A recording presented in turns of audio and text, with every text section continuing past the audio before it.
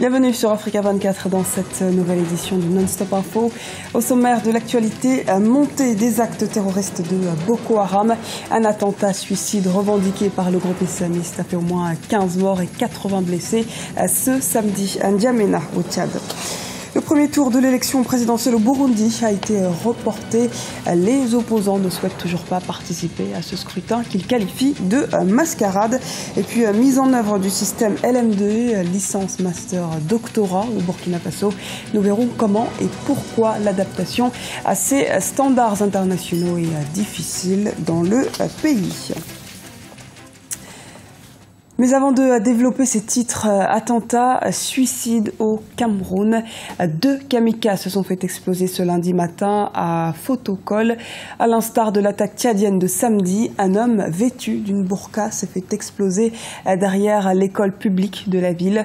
Bilan provisoire, 16 morts, et le bilan pourrait s'alourdir avec les 6 blessés graves. Ajoutons également qu'un kamikaze a actionné des explosifs vers le camp du Bir, toujours dans cette même localité, sans faire de blessés.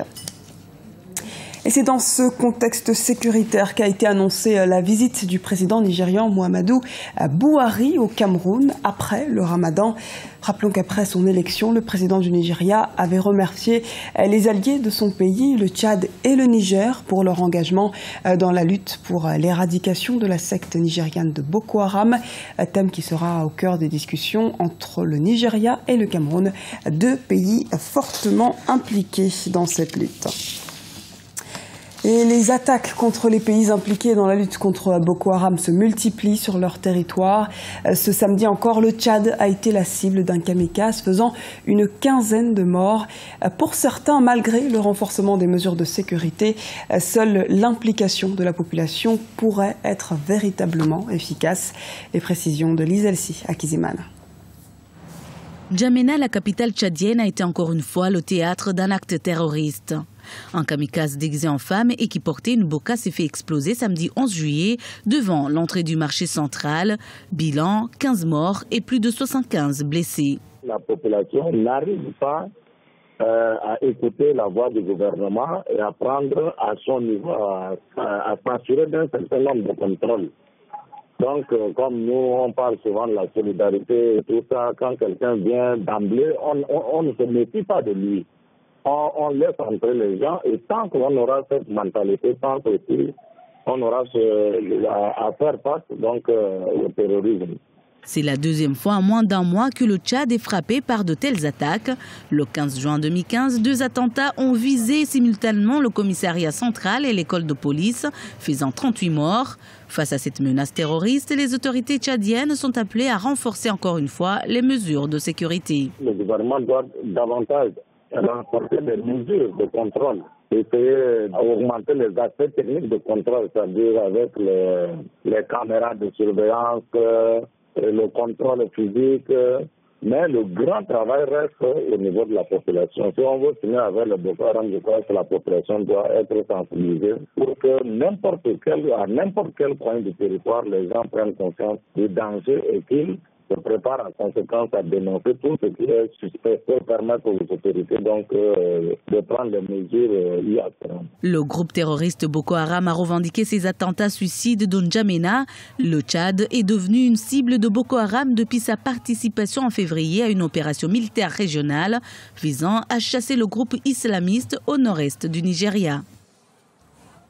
Report du scrutin au Burundi. Bujumbura a accepté de reporter la très controversée élection présidentielle, mais seulement d'une semaine, arguant le risque d'un vide institutionnel.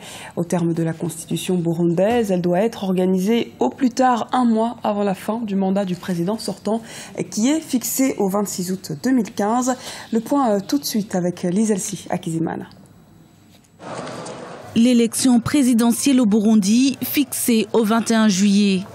Le report a été décidé par un décret que le président Pierre Nkurunziza a signé ce vendredi 10 juillet 2015 en réponse à l'une des résolutions du mini-sommet de la communauté est-africaine du 6 juillet 2015 qui demandait un report de la présidentielle du 15 juillet au 30 juillet 2015. Le sommet de la communauté des pays de l'Est de l'Afrique avait demandé au Burundi de reporter les élections de 2 semaines. Et le président Nkurunziza n'avait pas fermé les portes de ce report. Et aujourd'hui, finalement, il accepte le report d'une semaine, c'est-à-dire qu'il coupe la poire en deux pour satisfaire la communauté internationale, surtout les pays de l'East Africa, et en même temps, pour des raisons internes, pour que ça ne dépasse pas la période où il doit être investi s'il est élu. C'est purement interne, et donc, aux côtés de l'opposition, cela ne change pas beaucoup de choses parce que déjà, il y a les gens qui voulaient se faire inscrire, qui ne sont pas inscrits. En même temps, il y a ce problème de troisième mandat qui est contesté par beaucoup de gens. Ce report ne satisfait pas encore l'opposition.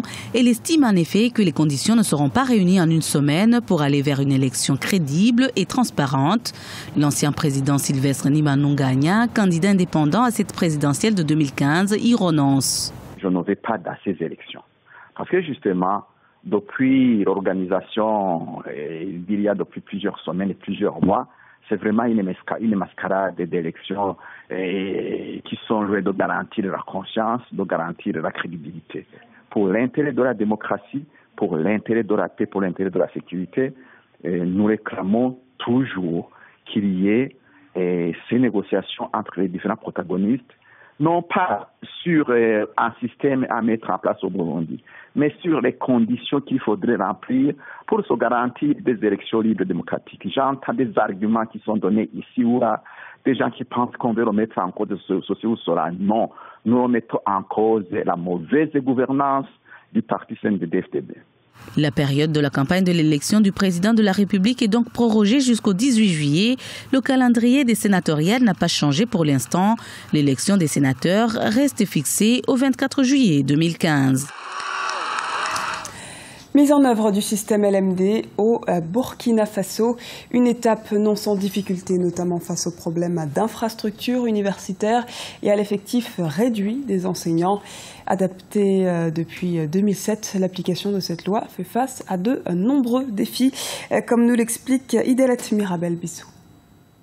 Des difficultés pour l'application du système LMD, licence, master, doctorat au Burkina Faso. Pourtant, le pays est engagé dans la mise en œuvre de ce système d'études supérieures depuis 2007.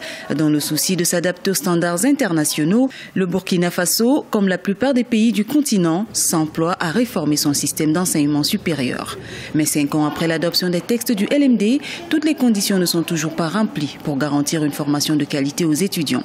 Nous avons fait un comité d'évaluation sur le système LMD. Le ministre même Filigaï était présent avec tous les différents professeurs. Nous avons à peu près les mêmes difficultés. Les chevauchements des cycles et les chevauchements d'années académiques. L'adoption du système LMD demande en amont un investissement dans les infrastructures universitaires et des ressources humaines. Pourtant, chaque année, le nombre d'étudiants augmente dans les amphithéâtres et pose le problème des effectifs pléthoriques. Par ailleurs, les étudiants soulèvent le problème de l'orientation et de l'insuffisance du matériel didactique dans les universités. Le système LMD ne commande pas qu'on ne construise pas d'amphithéâtre. C'est une question de vision politique.